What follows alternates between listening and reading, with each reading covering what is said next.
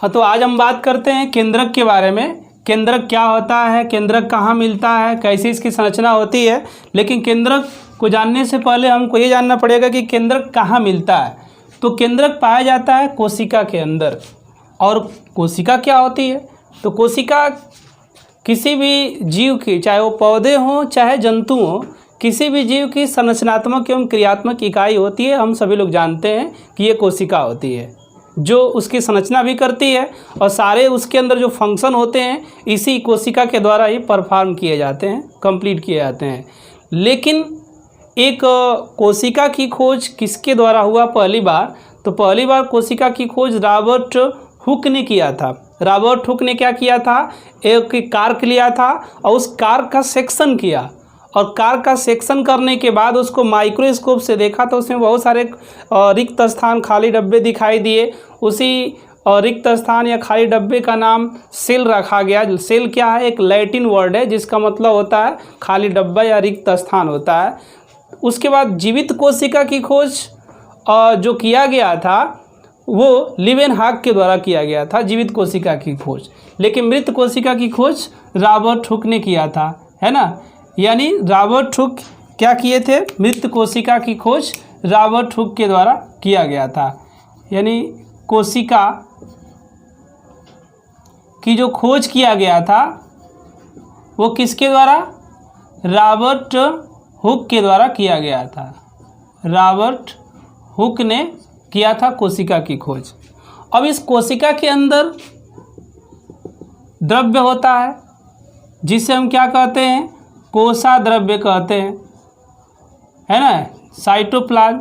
अभी कोशाद्रव्य की जो खोज किया गया था, इसकी खोज किसके द्वारा हुआ था? तो कोशाद्रव्य की खोज स्ट्रासबर्गर ने किया था। किसने किया था? स्ट्रासबर्गर ने किया था, है ना। तो ये कोशाद्रव्य की खोज स्ट्रासबर्गर के द्वारा हुआ है। जीवित कोशिका की खोज उनके द्वारा, लीवेनहॉक के द्वारा किया गया। अब इसके अंदर देखते हैं कि जो कोशाद्रव्य होता है इसके बीच में सेंटर में एक गोल संरचना होती है। इस गोल संरचना को केंद्रक कहा गया। क्या नाम देते हैं? केंद्रक नाम देते हैं। और जो केंद्रक है इसकी जो खोज किया गया था, केंद्रक की खोज, वो किसके द्वारा किया गया था? रॉबर्ट ब्राउन के द्वारा, है ना। केंद्रक की खोज रॉबर्ट ब्राउन ने किया है। और केंद्रक की खोज रॉबर्ट ब्राउन के द्वारा किया गया था। कब? 1831 ईस्वी में, 1831 में रॉबर्ट ब्राउन ने केंद्रक की खोज किया था। लेकिन केंद्रक का थोड़ा ब्रीफ स्ट्रक्चर अगर हम देखते हैं, केंद्रक को थोड़ा हम बाहर कर देते हैं, यहाँ पर ले आते हैं। और तो केंद्रक क्या होता है कि ऐसी संरचना मिलेगी, केंद्रक के अंदर ऐसी संरचना मिलेगी। और केंद्रक होगा क्या? केंद्रक एक डबल मेम्ब्रेनल स्ट्रक्चर होता है। यानी इस दोहरी परत की इसकी संरचना होती है, डबल मेम्ब्रेनल, है ना। यानी डबल मेम्ब्रेन इसके चारों तरफ पाई जाती है। ये डबल मेम्ब्रेनल स्ट्रक्चर होता है जिसे हम क्या कहते हैं? केंद्रक कहते हैं। और इस केंद्रक की जो खोज किया गया था रॉबर्ट ब्राउन के द्वारा 1831 ईस्वी में केंद्रक की खोज किया गया था। ये केंद्रक कला होती है ना। इस पूरे पार्ट को हम क्या बोलते हैं? केंद्रक कला बोलते हैं, है ना। यानी न्यूक्लियर मेम्ब्रेन इसे कहते हैं। और इस न्यूक्लियर मेम्ब्रेन या केंद्रक कला जो होती है किसकी बनी होती है? लिपिड प्लस प्रोटीन की बनी होती है। तो लिपिड प्लस प्रोटीन की बनी होने के कारण इसको लाइपोप्रोटीन भी कहते हैं कि लाइपोप्रोटीन की बनी होती है, यानी लिपिड और प्रोटीन की ये बनी होती है। इसके अंदर ये माइन्यूट पोर होते हैं यहाँ पर। अब इस माइन्यूट पोर को न्यूक्लियर पोर कहते हैं। क्या बोलते हैं? न्यूक्लियर पोर कहते हैं, यानी न्यूक्लियर छिद्र कहा जाता है, जिससे साइटोप्लाज्म ये बाहर है और केंद्रक के अंदर केंद्रक द्रव्य होता है जिसका आदान प्रदान होता है, एक्सचेंजिंग होती है। उसके बाद हम देखते हैं कि ये जो केंद्रक कला होती है दो परतों की बनी होती है। एक जो होती है बाह्य परत और एक जो होती है इसकी आंतरिक परत होती है, आंतरिक परत। और ये दोनों परतें जो होती हैं केंद्रक कला कहलाती हैं, जो लिपिड और प्रोटीन की बनी होती हैं। इस केंद्रक के अंदर यानी द्रव्य होता है, इस द्रव्य को क्या कहा जाता है? केंद्रक द्रव्य कहा जाता है ना। केंद्रक को क्या कहते हैं? केंद्रक के अंदर जो द्रव्य मिलता है उसको केंद्रक द्रव्य कहा जाता है। दूसरी चीज़ ये है कि इस केंद्रक द्रव्य के अंदर एक और गोल संरचना होती है, सॉलिड, और इस गोल संरचना को कहा जाता है केंद्रिका। क्या कहा जाता है? केंद्रिका, है ना। इसको कहा जाता है केंद्रिका। तो केंद्रिका को सर्वप्रथम किसने देखा था? है ना। केंद्रिका को सर्वप्रथम किसके द्वारा देखा गया था, या हम कह सकते हैं कि केंद्रिका की खोज किसने किया था? तो बोमैन, है ना। बोमैन ने केंद्रिका की खोज सर्वप्रथम किया था। केंद्रिका का नाम किसने रखा है?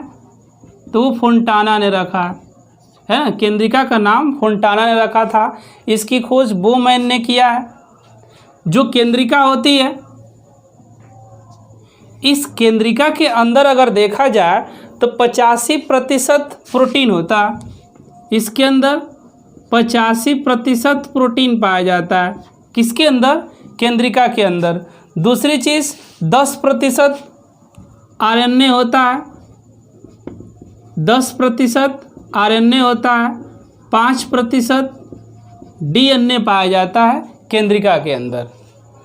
दूसरी चीज़ ये है कि केंद्रक द्रव्य के अंदर धागे नुमा संरचनाएं होती हैं ऐसी, है ना। केंद्रक के अंदर धागे नुमा संरचनाएं होती हैं। इन धागे नुमा संरचनाओं को सर्वप्रथम किसने देखा था? है ना।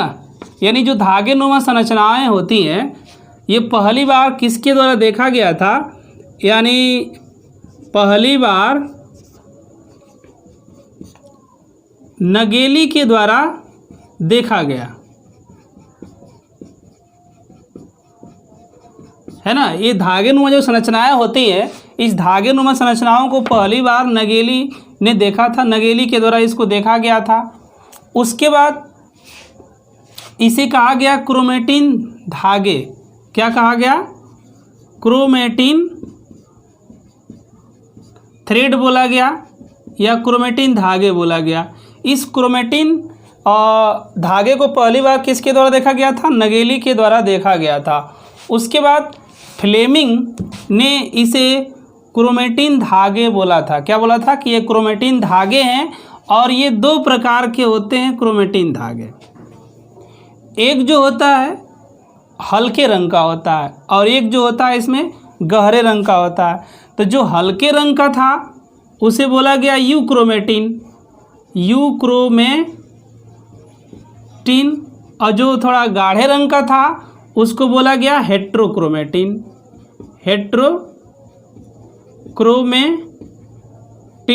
है ना। इसे क्या बोला गया? हेट्रोक्रोमेटिन।